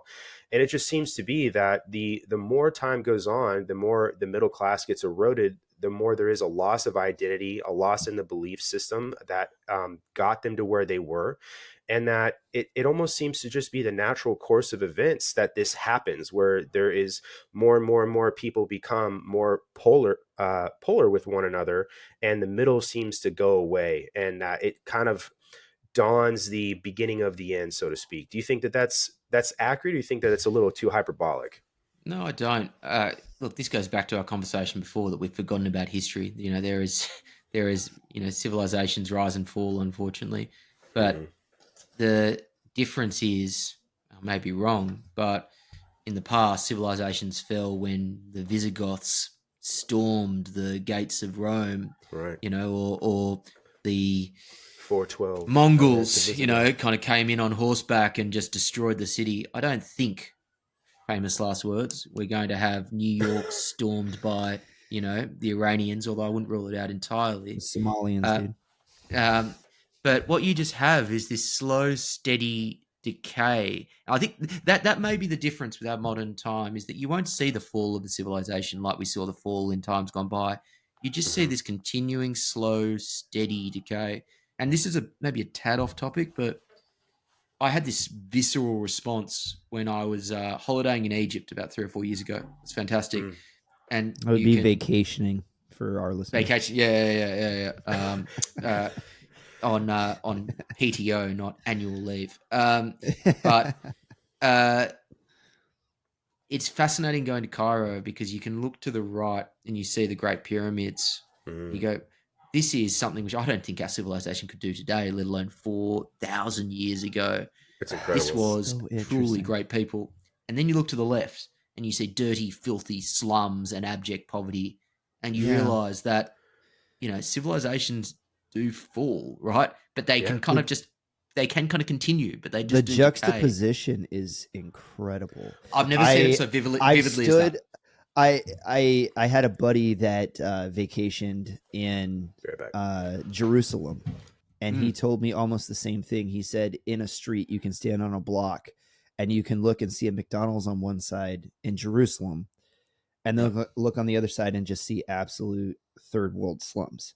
and you're standing in between them. Like the demarcation is that incredible. And I was like, you know, and I'm not speaking against one group or the other. That's not my point of that. But the juxtaposition of being able to see the third world up against modern innovation is a very jarring thing. When you stand there. I think as well, if you like, so I was born in 1990, and geez, I think same. Oh, right. What's up, dude? What month? You're I'm September. Oh, May. Gotcha. Yeah. Well, you do look older than me. The got him. It's the mustache. The point is that when you grew up in the 90s, like, geez, the times were good. I think we just didn't time our run. I would have loved to have been 30 years old in 1985. I reckon it would have been a cracking time because, you know, continuous growth, you know, everything was just kind of up and up and up. Reaganism. And I think we just, if you're a child of 1990, for example, you grew up assuming that times just keep getting better and better. I think people of our generation are very quickly realizing that that's not how history works and that's not how our lives are going to work. I think probably our life, we are going to be the first generation where we will not have the same quality of life as our parents. And that's a terrifying thought. And I don't think too many people in our demographic, Chris, have fully comprehended that yet. But it is, unfortunately, for the majority of people, I think, going to be the reality. Well, I think it's a little bit different for people like you and me and even you, Brandon, now that you're back, where it's like we've been there, we've seen the third world, we've experienced what poverty actually looks like, what hard times actually look like. And I'd be interested to get your take on this, Will. Like, have you heard the quote about, hard men make good times, good times make soft men make hard times, and the circle goes. Like, where do you think we are on that pendulum? Because I find it to be very true. I've seen it for real. I felt it. You know, Caesar starts. Caesar starts his commentaries of his Gallic invasion, basically looking at the difference between the Gauls who were right on the borders, on the thinking on the about fringes. it the whole time, actually. No, for real. You're the historian, brother. I'm one of those blokes who thinks about the Roman Empire more than they should. Tally it, Brandon. You're the same. Yes, I am. Yeah. But he basically says the Gauls who were closer to the fringes of the Roman Empire had got decadent with wine and, with Roman custom. And he wasn't worried about fighting those blokes. He was worried about fighting the Gauls who were off in the far reaches, who hadn't been touched by the decadence of Roman civilization. They're the scary motherfuckers that you did not want to fight. And look, again, modern times, I think we're not going to fight the Gauls, but a society which is worrying about pronouns, and a society that is worrying about, all the bullshit racial politics that America is worrying about, and a society that is worrying about nonsense is not a society that is serious. Is serious. And I think that is an example like kind of the late days of the Roman Empire in an entirely different context that what we are seeing now. I just don't know where that ends. Listen, when you have the United States military sending emails around that are talking about the fact that people can use whatever bathroom they want, that's what their chosen gender. We've lost the narrative at some point. You are no longer, and I'm glad that you said nonsense. You're no longer a serious people. Yeah, you're not. You're just not a serious people. You are concerning yourself with nonsense every day. You can make, I think, a very serious principled argument for why that is actually like morally wrong. But more than anything, it's just like luxury bullshit, beliefs, meaningless nonsense. Thank you. And the amount of time we're speaking about this shit. Nonsense was the best word that you said. Yeah. Like, fuck me, the American bloody current deficit. You are literally, I think, going to be spending in the next 5 years 100% of tax on income on paying interest on the federal debt. I mean, it's gotten so fucking bad. Terrifying. And yet we're still talking about bloody pronouns. It's extraordinary. Thank you. It's gotten so bad that they're starting to talk about doing taxes on unrealized capital gains. Yeah. Yeah. Well, no, not everyone is. Kamala Harris is. Kamala Harris is. Thank you.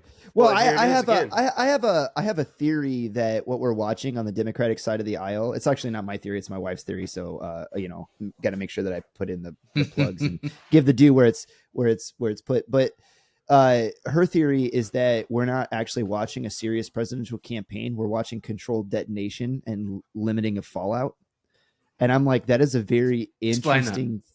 So the idea is that it's a losing election. They know that they're losing the election, and so like a fighter in a prize fight, you can't get knocked out in the first round. It's got to look close, because they want to limit the fallout as it goes into down ballot voting. They can't lose seats in the Congress. They can't lose seats in the Senate. And they definitely don't want to lose seats in state elections. So it's like they got to make it look close, right? It's got to look like, she was there and ready to go. And so that's why they changed out the geriatric senile candidate that was getting absolutely blown out of the water with the most unpopular vice president in American political history that was never won over there. I know he is, but I'm going to finish the evidence here. Never won a primary vote ever. They chose a socialistic, stolen valor liar of a governor from a state that they absolutely know that they can't lose. Was the only state that voted for Dukakis in the 80s. So they know they can't lose Minnesota. So they pluck a governor from obscurity there to be her running mate. Never let her sit down with the press. They go 40 days. She finally sits down. They give the right wing 10 days, to pick apart this terrible, terrible interview that she sits down with, pre-recorded. And then they're getting ready to feed her, and I say feed her, serve her up on a silver platter to Donald Trump, who has ended more bids for the United States presidency than any other candidate in American political history. The dude is an absolute beast when it comes to campaigning, and they're serving her up to him on a silver platter. And so my wife brings all this to me and she goes, what if it's the fact that they're not actually trying to win this election? What if they're just trying to lose with grace? They just want to make it look close, like we did the thing. And then they're also getting rid of two of their political pawns that they're like, these are our worst candidates. We don't actually care about these. Let's lose the battle, win the war in 2028. Let's keep pushing left. That's the theory. And I'm like, man, it's starting to become harder and harder to not see it. Like I see what she's getting at. I think the logic is very sound. And I think that even subconsciously, there may have been an element of that when they first substituted her. I think even the Democrats would be stunned at how the media has just given this absolute lightweight the ride of the century into the position she's currently in, where I think it's probably Trump 52, her 48 at the moment. I think it was really close. I think the Democrats possibly, and this is the saving the furniture strategy, where your candidate's going to lose, but you just get someone in that will hopefully save the furniture as opposed to the whole thing being lost. That possibly was what they were thinking. I don't even think, despite the left being so prevalent in the media, they could have expected that this candidate would just be unchallenged, despite never speaking to the media. And when he finally does, it's the world's easiest interview. Still no press conference. It's so crazy. I've never seen anything comparable in politics in my lifetime. And now I think the Democrats are going, no, we can win this. And really? I think I absolutely. I think if you look at that kind of convention, which again, it's all bullshit and kind of twats, kind of yelling about joy as opposed to actually thinking about serious issues. You did. I love it. Yeah, I love it.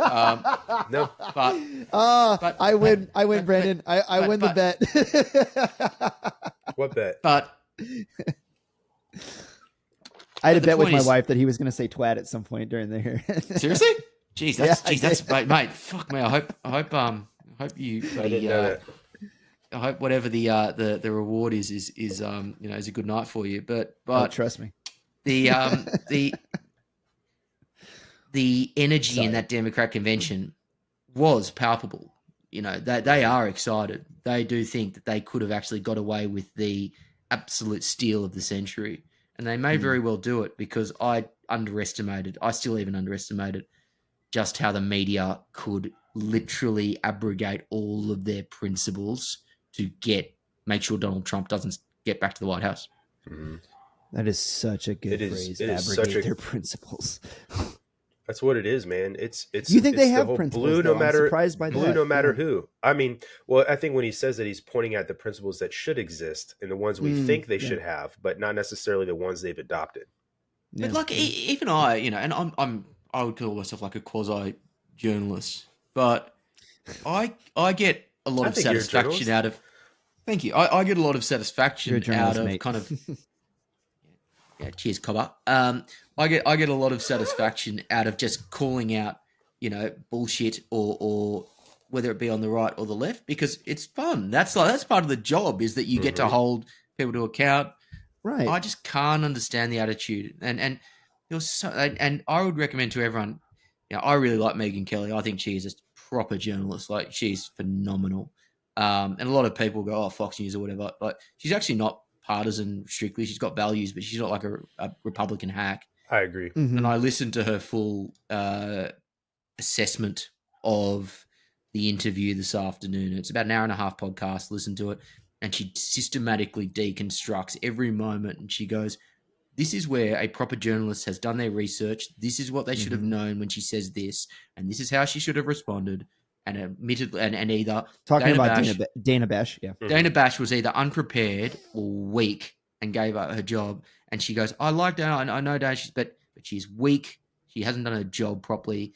I would recommend everyone do that in terms of a forensic proper journalist looking at a lightweight journalist and saying, do your bloody job. And thank you. You can listen to her and you go, you can actually tell it's hurting her, because you're going, this profession is being trashed by lightweights who are more worried about, having their particular team winning the Super Bowl as opposed to actually having pride in their craft. Right. She's watching the overall credibility of her livelihood being just eroded completely. Shit on. Yeah. There's a reason why, journalists are now on par with tax collectors in the most hated professions, because they've completely, like, don't forget the new lawyers in the 1950s and 60s. It was like Walter Cronkite was the most trusted man in America, bar none. And this was the case in the UK. What he said was, it was the truth. Yeah. The Australian and the UK equivalents, I've forgotten their name, exact same thing. And it's gone from the most trusted profession to literally in the sewer. And it's entirely of journalists' own making. I think less than a third of Americans in the last poll taken say that they trust the liberal news media at all. Yeah, and rightly so, like absolutely rightly so. Yeah, because they're doing it to themselves. They're beclowning themselves every single time that they speak. And it's like we can it's almost as if, and this is a very interesting thing, it's almost as if they don't realize that social media happens in real time. Brandon, like, have you seen this? Like, they put stuff out and it's like the community note goes on it on X immediately. Right.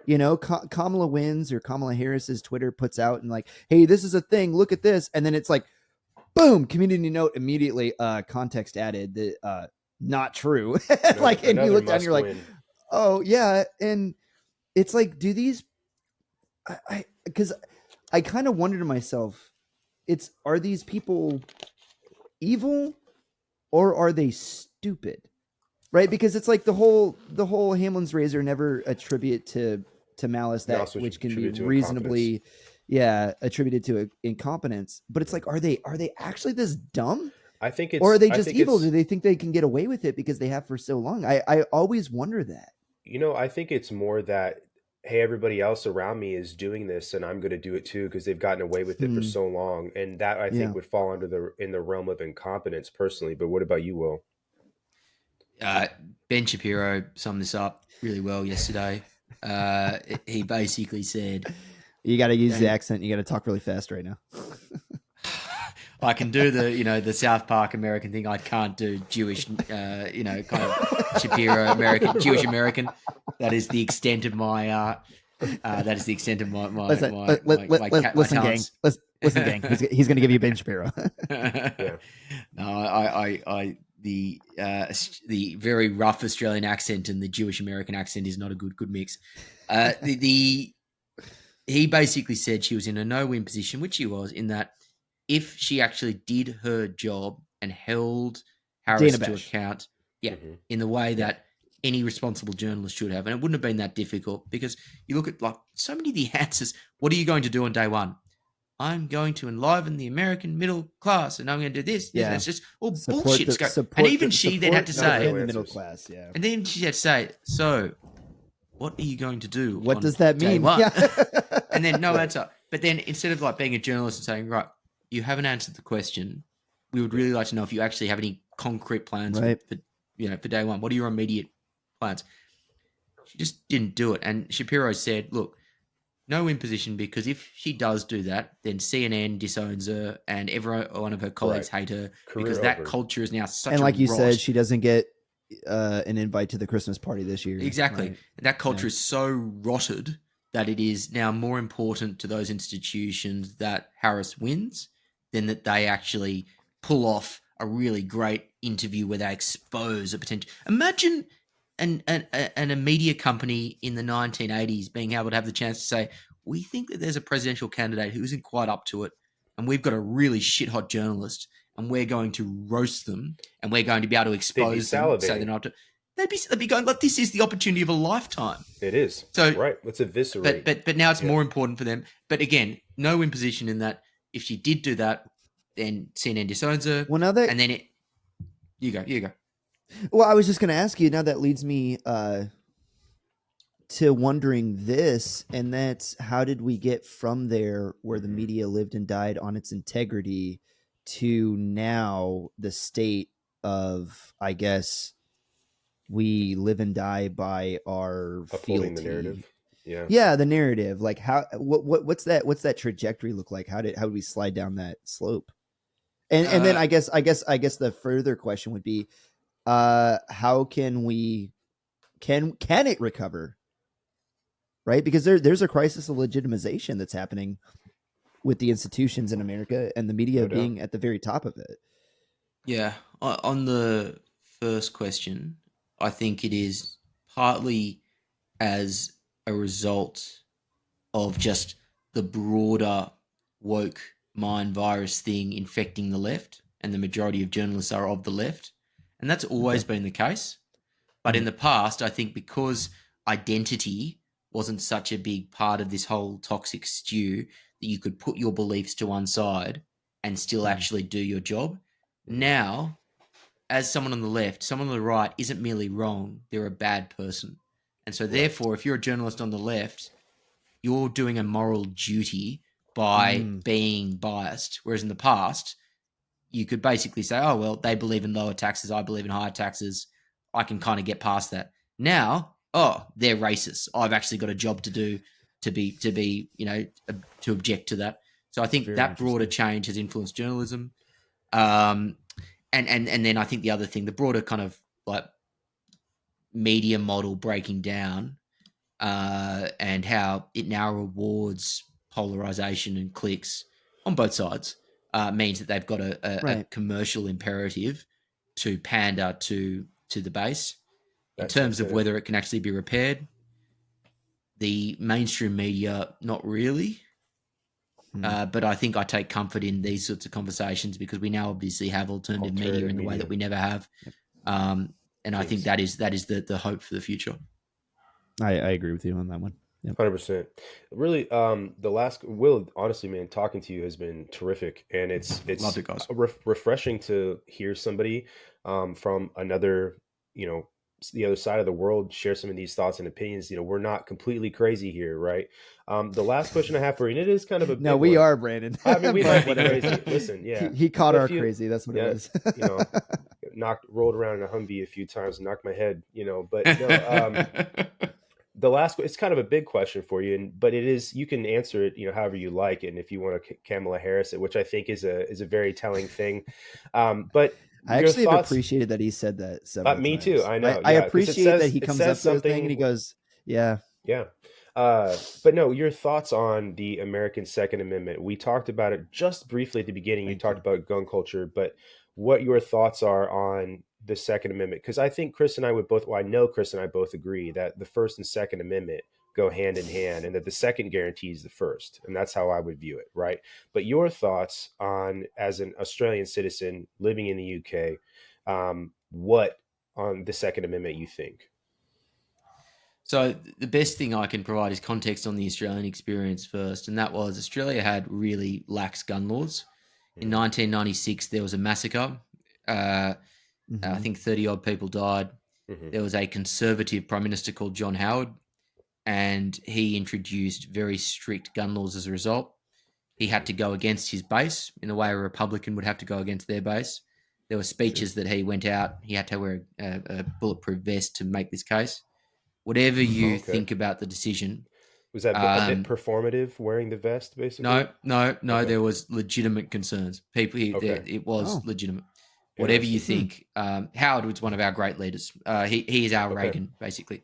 Now, whatever you think about the decision, Reagan. No, I'd be interested to learn more about him. By the way, Dennis Quaid turned me down for an interview today. A bastard. Did he? Dennis, come on, man. Well, his agent did. Oh, sorry, Dennis has got a packed schedule, so I won't hold it against Reagan. But Dennis Quaid is not in my good books at the moment. Fair enough. Good decision by Meg Ryan from leaving that bloke. But I'll give him a call, dude. I'll tell him to text me. Get him on the blower and say that it's an absolutely disastrous decision. Could have sent that movie into the stratosphere. Look, point is, Howard, right-wing prime minister, introduced strict gun laws. There haven't been really any mass shootings in Australia since. My view is complicated. As I said, I'm a libertarian. That means that you should be allowed to do what you want to do to the extent it doesn't hurt other people. My issue with guns in the US is to the extent it doesn't hurt other people. There is obviously, statistically, it is outrageous the amount of gun violence relative to any other country in the US. What I would say and how I explain this is I don't think you can fully have this conversation if you're not American. I don't think you can fully feel that kind of that connection between owning a gun and the sense of being an American and freedom if you are not American. So I'm not going to lecture to Americans on this. I would say my view might be a Democrat view. I don't know. I think kind of it is unfortunate that this has now been taken out of being a pragmatic policy discussion to being just dogmatic. So I think there are proper background checks. I think is reasonable. I think kind of the really intense sort of guns. I think probably aren't necessary personally. But it doesn't look like we have those issues now because the left basically is ideological, saying guns are evil. The right is ideological, saying guns equal freedom. And look, I don't want to be boring and kind of, like a wet blanket and just say, somewhere in the middle is probably right. Your outside in perspective is so But the fact is, because our people don't hear this usually. The fact is, this is all theoretical. There are so many guns in the US that you couldn't do what Australia did, which is gun buybacks. You just couldn't. It just means that all the good people will give their guns back and the bad people will have the guns. So did you see the story, Will, where they were doing a gun buyback in a town? It was in some liberal state, I can't remember. And somebody went and they fired up a 3D printer and they 3D printed polymer lowers and then sold them back to the township for at like $300 a pop, and basically it cost them nothing, and they ended up making like 30 grand or something stupid like that. They were that is such a wonderful example. That was like capitalism always wins. That is America at its very best and very worst in one story. That is America, baby. That is great. Eagle screeches in the background. There are already shitloads of guns. You're not going to be able to say, oh, no guns or whatever. I think maybe just, there are reasonable things you can do around the edges. I don't think you're going to be able to because it's now ideological as opposed to pragmatic. I agree. I think that there is almost an unreconcilable dichotomy in understanding that it's not okay that people go into grocery stores and kill other people, and also that you have to guarantee your right to free speech through the threat of violence and being willing to carry out that threat of violence, right? I don't know the answer. And when I asked you, I'm not expecting an answer that's, definitive and is the solution, right? I like your opinion, and it's just one of these things, I think, where I don't know the answer. I think we have a mental health crisis in our country for sure. And that's evidenced in a lot of the things we've talked about tonight, where you're at, and this morning where we're at. But, I think it is. I think the best way to say it is I feel like it's almost an unreconcilable dichotomy to have it, Yeah. and then also have to live with the consequences of having, people walking into black churches in South Carolina and killing people, and then people walking into grocery stores and killing people. And it's just, there are things like you said, like, do I want somebody with full-blown schizophrenia owning a rifle? No, I don't think that's a good idea, right? But at the same time, when you start giving people power, they're going to abuse it. And again, here we're back to the unreconcilable dichotomy of wanting to keep people safe and also wanting to preserve the freedoms in your country without giving people too much power.